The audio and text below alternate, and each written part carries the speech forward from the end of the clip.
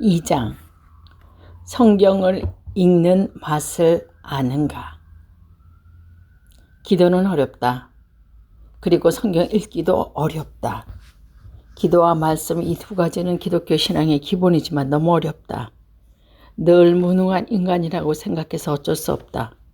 부인할 수 없는 내 경험에서 나온 결론이기 때문이다. 어쩌면 당신은 나와 다를 수도 있다. 자유롭고 자연스럽게 기도하는 사람들을 여러 만나보았기 때문이다. 그런 사람들은 하나님과 항상 교통하며 창조주이신 그분과 쉬지 않고 대화한다. 교회사를 보면 많은 성도들이 이런 식으로 기도했던 것 같이 영국 노리치 줄리아는 10대 소년 시절에 기도하는 일에 아무런 방해를 받지 않고 하나님께 계시를 받기 위해 골방에 들어가 문을 걸어 잠근다. 그런가 하면 순례의 길을 쓴 인명의 러시아 순례자는 성인이 되는 주 예수 그리스도의 하나님 아들이시여 죄인인 저에게 자비를 베푸소서라고 매일 12,000번씩 기도했다고 한다. 이들은 쉬지 않고 기도하라는 사도 바울의 권면을 따랐다. 그것은 아주 진지하게, 아주 말하고 있는 내용들이 사실 나도 경험해 보지 못한 것들이다. 내 기도의 문제점은 집중력이 떨어지는 것인데 이를 극복하려고 여러 가지로 애를 썼다. 아침에 일어나자마자 기도했고, 잠자리에 들어가기 전에 기도했고, 서서 앉아서 무릎을 꿇고, 무엇보다 모든 사람이 선호하는 기도 자세, 자리에 누워서 기도해보기도 했다. 또한 운전 중에도 기도하려고 애썼고, 길을 걸으면서 계속 기도했다.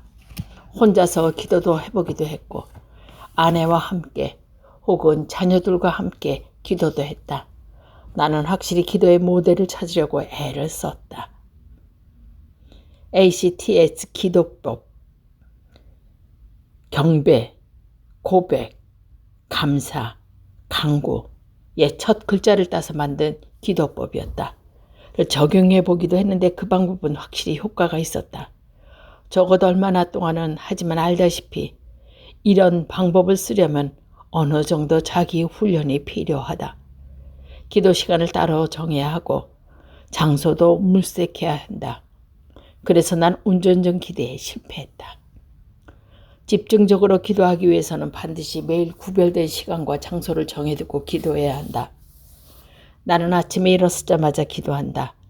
그리고 두 아이가 일어나면 함께 하나님에 관해 이야기를 나누고 기도하면서 하나님과 함께한다. 그러나 잠이 덜 깬 아이들과 함께하는 것은 예수님과 조용한 시간을 보내는 데는 별 도움이 되지 않는다. 그래서 나는 아이들보다 먼저 일어나서 새벽에 기도하고 글을 쓴다. 매일 아침 5시에 일어나는 것을 좋아하는 사람은 아무도 없을 것이다. 하지만 어느덧 이것은 내 일상이 되었다. 그 결과 나는 일상에서 풍성하게 열매 맺는 기도 시간을 누리게 되었다. 기도하고 싶다고 곧바로 기도할 수는 없다. 물론 우리는 언제든 기도할 수 있고 항상 하나님과 교통해야 한다. 하지만 하나님의 음성을 듣고 자신이 바라는 핵심을 그분께 전달하기 위해서는 구별된 시간이 필요하다. 하나님의 음성을 듣는 것은 참으로 어려운 주제다. 어떤 이들은 언제나 하나님의 음성을 듣는다. 그런가 하면 어떤 이들은 주님의 말씀 한마디를 듣기 위해 필사적으로 매달린다. 이 책은 하나님의 육성을 직접 듣는 것을 다루는 데는 다루지 않는다. 대신 하나님의 우리의 심령을 움직이기 위해 그리고 우리를 향한 그분의 뜻을 이해할 수 있게 하려고 주시는 그분의 말씀에 철저하게 집중하는 방법을 다루고 있다. 그렇다면 이제는 시간을 내기만 하면 되는가? 하나님을 위해 시간을 내는 것은 위대한 첫걸음이고 결코 쉬운 일이 아니다. 특별한 훈련이 필요하다. 하나님과 그분의 말씀에 집중할 시간을 내는 것은 하나님의 음성을 듣는 성경 읽기를 실천하는 데 가장 중요하다. 당신이 하나님을 위해 규칙적으로 시간을 내고 그 시간에 집중한다면 자연스럽게 이런 질문을 하게 될 것이다. 기도 시간에 뭘 하고 있는가? 어떻게 기도해야 하는가? 성경을 살펴보면 진정한 기도는 하나님과의 대화이다. 모세나 다윗, 예수님을 생각해보라. 근데 나는 질문하고 또 질문하고 말하고 또 말하는 함정에 빠져 있는 것 같다. 오늘날 기도는 우리가 일방적으로 말하고 주도하며 반면에 하나님은 가만히 듣고 대답하시는 시간이 갔다. 어쩌면 하나님은 이렇게 소리치고 계실지도. 그만 거기 가만히 앉아서 내 말 좀 들어. 기도할 때 우리는 일방적으로 말하게 되는 이유는 간단하다. 하나님이 우리처럼 그렇게 말씀을 많이 하시지 않기 때문이다. 물론 언제나 우리와 함께 계시지만 우리 눈에 보이는 것도 아니고 우리에게 직접 말씀해 주시는 것도 아니다. 그렇다고 하나님이 우리에게 이메일을 보내시는 것도 아니다. 하나님과 우리의 관계는 우리가 평소 맺고 있는 관계들과 전혀 다르다. 만약 친구나 가족들이 나에게 뭔가 할 말이 있으면 와서 직접 말할 것이다. 아마도 내 말을 가로막으면서까지 할 말을 다 할 것이다. 그러나 하나님이 일하시는 방법은 정반대다. 기도할 때 우리만 일방적으로 말하게 되는, 또 다른 이유는 너무나 많은 그리스도인들이 하나님에 대해 혹은 하나님의 미사어를 오랫동안 말하는 것을 기도라고 알고 있기 때문이다. 많은 이들이 압박감을 느끼면서까지 멋들어진 신학 용어대로 기도하는 것이 하나님께 기도하는 유일한 길이라고 착각하고 있다. 어떤 사람들은 같은 말이나 참으로 같은 부사를 반복하면서 기도를 어지럽게 기도한다. 하나님 앞에서는 막힘없이 말해야 된다는 부담감 때문에 문장과 문장 혹은 단어와 단어 사이에 공간이 생길 때 그런 쓸데없는 말로 기도를 세우는 것이다. 우리가 일방적으로 기도하는 또 다른 이유는 침묵에서 오는 두려움 때문이다. 우리 일상은 온갖 소리가 가득 차 있다. 알람 소리에 깨서 가장 좋아하는 음악을 들으면서 잠을 청한다. 우리는 대중매체와 첨단 과학기술이 만들어내는 소리의 사회 속에서 살고 있다. 수많은 아이들이 소리에 중독되어 있다. 숙제를 할 때도 텔레비전이나 라디오를 켜놓고 이메일이 오면 즉각 알려주도록 선정해 놓는다. 사실 기도를 방해하는 소음은 어제 오늘의 문제가 아니다. 4, 5세기 무려 사막 교부들과 수녀들은 예루살렘이 너무 시끄러워서 기도에 집중할 수 없다. 그래서 도시를 떠나 광야에 있는 동굴에서 응거했다. 어느 날 소음과 단절된다는 것은 핸드폰, 컴퓨터, 텔레비전, 오디오의 전원을 꺼야 한다는 뜻이기도 하다. 그렇게 할 때는 하나님이 하시는 바로 그 내용이 받아들일 준비가 된 것이다. 하나님의 음성을 듣고 싶을 때 우리는 어디로 향해야 하는가? 바로 성경이다. 물론 하나님은 수많은 방법을 통해 말씀하신다. 어떤 때는 친구를 통해 말씀도 하신다. 하나님이 공동체 안에서 성령을 통해 역사하시는 것이 이미 오래전에 알려진 사실이다. 얼마 전 내 삶에 한 가지 중요한 결단을 내려야 할 일이 있었다. 그래서 그 일을 내가 속한 두 소그룹으로 나눴다. 나는 그 그룹에 속한 모든 사람에게 6개월 동안 중보 기도해 줄 것을 부탁했고 하나님의 인도를 구했다. 6달 뒤 두 그룹에 속한 모든 사람이 내가 하고자 하는 일에 동의해 주었다. 그 일을 시작하면서 나는 기도했다.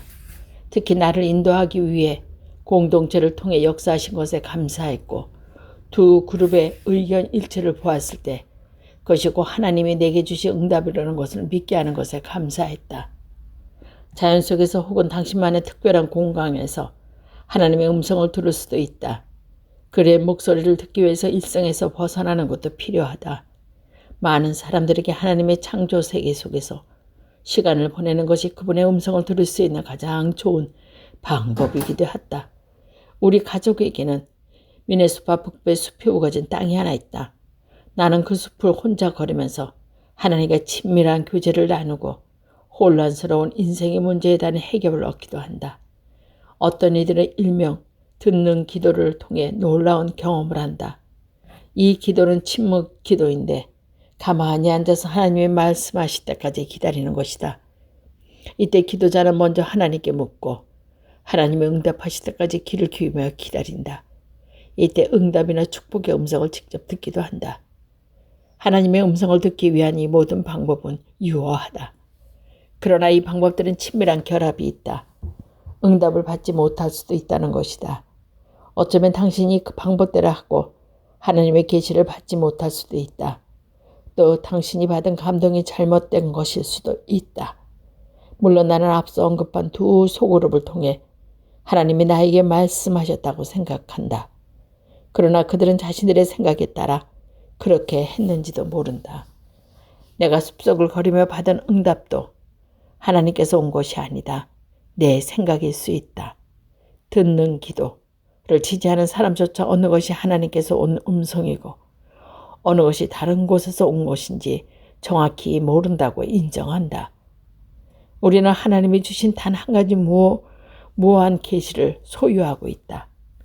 바로 성경이다. 무한이란 말은 우리는 절대로 잘못된 길이나 죄의 길로 인도하지 않는다는 뜻이다. 그러므로 성경은 우리가 하나님의 음성을 듣기 위해 담대하게 나아갈 수 있다. 성경은 살아있다. 내 친구는 성경을 가리켜 하나님과 인류의 상호 관계를 다룬 넌픽션 이야기라고도 했다. 옛날 이야기는 단어의 길을 소홀히 깨져서 성경이 사실, 역사성이 부족한 이야기인가 하고 갸우뚱하는 사람도 있을 것이다. 성경은 이야기들의 모음적이다. 그 속에는 고대 이스라엘의 이야기도 있고 예수님과 그분을 따르던 인물의 이야기도 있다. 그 이야기들은 철저하게 사실에 근거한 지금도 생생하게 살아있는 말씀이다. 성경과 그 이야기들이 생생함은 기독교 경전이 다른 책보다 얼마나 탁월한지를 열심히 보여준다. 앞에서 말했던 비유 가운데 과학자는 현미경으로 들여다보듯 성경 말씀을 읽는다는 비유를 기억하는가? 성경을 이해하는 또 하나의 방식은 동물을 해부하는 것이 비교할 수 있다. 나는 고등학교 때 생물반에 포르말린에 담겨있는 아귀 돼지를 해부했던 기억을 잊을 수 없다. 특히 그 냄새는 아직까지 잊혀지지 않는다. 같은 친구였던 친구들은 그 돼지를 표기, 돼지 같은 것을 역주라고 불렀다. 표키는 물론 죽어 있었다. 뭔가를 해부하려면 먼저 죽여야 하는 것이다. 우리는 성경을 읽거나 묵상하면서 해부 과정을 밟을 때가 많다. 먼저 하나님이 주신 성경을 생생함으로 죽인다. 그리고 나서 성경 본문을 읽기보다는 각종 주석에 있는 해석을 읽는데 더 많은 시간을 줄인다. 그리고 성경을 냉장고에 보관하려고 할 때 성경은 방부제 속에 담긴 고대의 전설로 변하고 만다. 이런 식의 성경 읽기, 먼저 죽이고 나서 해부하는 방법이다. 그리스도인들이 거룩한 책을 이해해왔던 방법은 완전히 다르다. 청교도들이 신세계를 향해 메이플라워호를 타고 떠나기 전에 그들이 목양했던 목회자였다. 그가 남긴 유명한 말은 성경에 접근하는 새로운 방식을 가르쳐준다. 하나님의 거룩한 말씀에서 나오는 더 큰 빛과 진리가 있다. 다시 말해서 하나님은 오늘 성경을 통해 뭔가 새로운 것들을 말씀하신다. 성경을 거쳐 멈춰 있지 않다.